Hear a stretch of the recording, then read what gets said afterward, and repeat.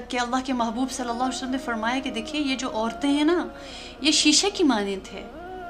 یعنی ایک دفعہ سفر کا موقع تھا، اونٹ کے اوپر صحابیات یا ازواج مطہرات یا کچھ اس طرح سواری پر سوار تھی. اللہ کے محبوب نے فرمایا کہ ان کو آرام سے لے کے چلو، یہ شیشے کی مانند ہے، جیسے شیشہ ٹوٹ جاتا ہے نا، ان کو تکلیف نہ ہو. اور اللہ کے محبوب نے فرمایا کہ تم میں سے بہترین وہ جو اپنے گھر والوں کے لیے بہترین. اور فرمایا کہ عورتوں کے بارے میں اللہ سے ڈرو. اللہ کے محبوب نے اس کو پریکٹیکل کر کے دکھا دیا کہ اپنی بیٹی کا ہاتھ چومتے تھے اور ان کی بیویوں کی ازواج مطہرات کی آوازیں اونچی ہو جاتی تھیں. اللہ کے محبوب صبر سے سنتے تھے، ان کو خوشی دیتے تھے، ان کا ہاتھ بٹاتے تھے، ان کو معاف کرتے تھے. کبھی ناراض بھی ہوئے تو پھر معاف بھی کر دیا. حضرت خدیجہ الکبریٰ جیسی بیوی بھی تھی جو کہ پہلے سے شادی شدہ پھر اللہ کے محبوب کے نکاح میں آئی، اور عائشہ صدیقہ جیسی کم عمر صحابی زوجہ محترمہ بنی، وہ بھی تھی. ان کا اپنا ایک انداز تھا. اللہ کے محبوب نے ان کے ساتھ بھی خوب نبھایا، ان کے ساتھ بھی خوب نبھایا اور نبھا کے دکھا دیا. تو اس لیے ایک تو اپنے بیٹوں کو سمجھانا چاہیے کہ بیٹے تمہاری بہن کی کیا حیثیت ہے، تمہاری بیٹی کی، اور آگے اگر کوئی بچی تمہاری بیوی کی حیثیت میں اس گھر میں آئے اس کی کیا حیثیت ہونی چاہیے. یہاں ایک ماں اپنی بیٹی کے غم کو تو روتی ہے، لیکن جب دوسرے کی بیٹی اس کے گھر میں بہو بن کر آتی ہے ظالم بنتی ہے. یہاں اس جگہ پہ ایک ماں ہی مجرم بنتی ہے، حالانکہ اس کو دیکھنا چاہیے کہ نہیں، کبھی میں نے مر بھی تو جانا ہے نا. ہمیں کیوں لگتا ہے کہ اچھا یہ آ گئی اور مجھ سے میرا جو ہے بیٹا لے لیا، میرا مال لے لیا. کل کو مرنے کے بعد بھی وہ مال پر آیا ہو جانا ہے. جس کے نصیب میں جو ہے وہ ہے، بجائے اس کے اگر محبت اور پیار اور خلوص سے پیش آیا جائے، اللہ تعالیٰ اس کے دل میں محبت اور قدر ڈال دیتے ہیں. یہاں چھینا جھپٹی چلتی ہے. اگر دونوں طرف سے مخلص ہو نا رشتے، پھر رشتہ چلتا ہے. اگر ایک طرف سے جھول ہو، بے برکتی بے سکونی کبھی بھی ختم نہیں.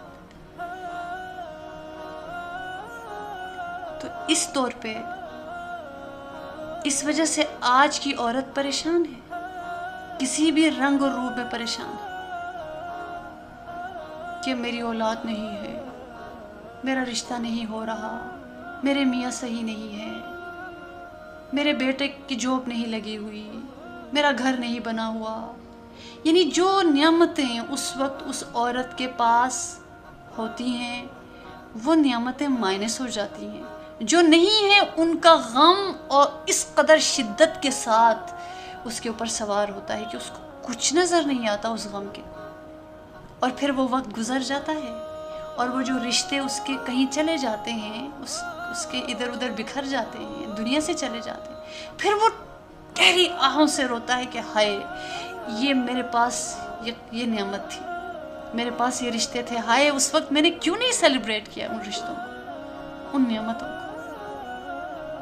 تو دیکھیے اللہ کے بندے فرماتے ہیں نا کہ حضرت عائشہ رضی اللہ تعالی عنہا کی کوئی اولاد نہیں تھی، اس کے باوجود بھی ایسا کوئی اثر نہیں ملتا کہ عائشہ رضی اللہ تعالی عنہا نے کبھی رسول صلی اللہ علیہ وسلم سے گلہ کیا ہو، شکوہ کیا ہو.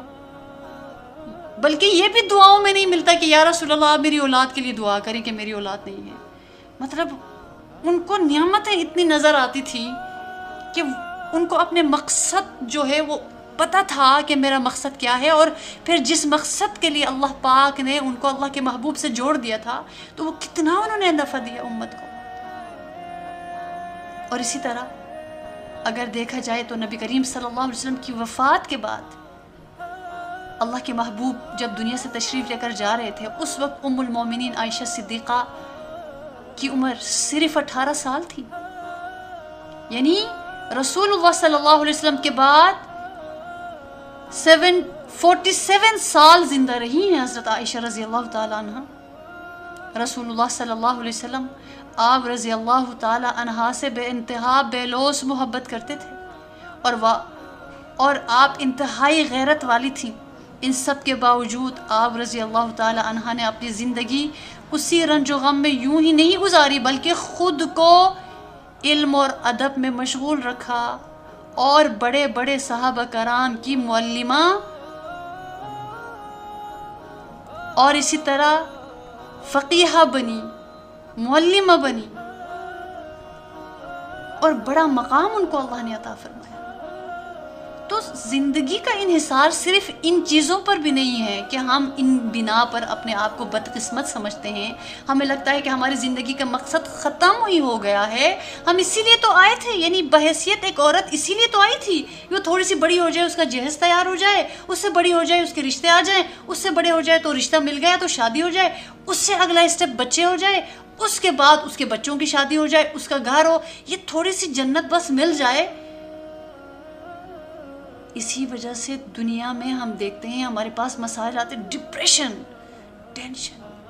ایک ماں مجھے کہنے لگی کہ میری بیٹی نے نماز پڑھنی چھوڑ دی کہ انہوں نے کہا ہے کہ میں تو مایوس ہوں، یہ میرے ساتھ میرا رشتہ بھی نہیں آ رہا، میں جو چاہتی ہوں وہ مجھے نہیں ملتی، میں پیپرز دینا چاہتی ہوں مجھے یہ مل جائے وہ نہیں ملتا. تو نمازوں سے ہی کتنے تہجد گزار تھی اور نماز بلکہ ایون کہ فرض نمازوں کو بھی چھوڑ دی. شیطان کے ہاتھوں میں لقبہ بن جاتی ہے ایک بچی ایک عورت. تو دیکھیے زندگی کا انحصار صرف ان چیزوں پر نہیں ہے، نہ اولاد پر ہے، نہ شادی پر ہے، نہ گھر پر ہے، نہ مال پر ہے، اور نہ ہی ان چیزوں سے زندگی رک سکتی ہے، نہ ہی سوکن کے آ جانے سے، نہ ہی والدین کے گزر جانے سے، نہ ہی اولاد کے نہ ہونے سے زندگی رک سکتی ہے.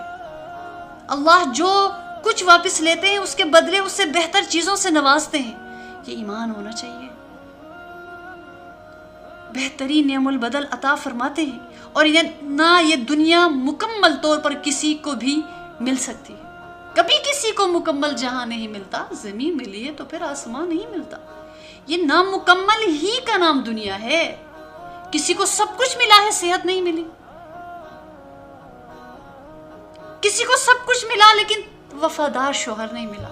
کسی کو سب کچھ ملا لیکن اطاعت گزار اولاد نہ ملی. کسی کو سب کچھ ملا گھر کا سکون نہ ملا. بلکہ یہ سب دنیا آزمائش کا ہے، آزمائش کا. لہٰذا اپنے دلوں کو ایمان سے، اللہ کی رضا سے اور اس کے ساتھ حسن ظن سے معمور کرنا چاہیے ہمیں. پھر سب کچھ مل جاتا ہے.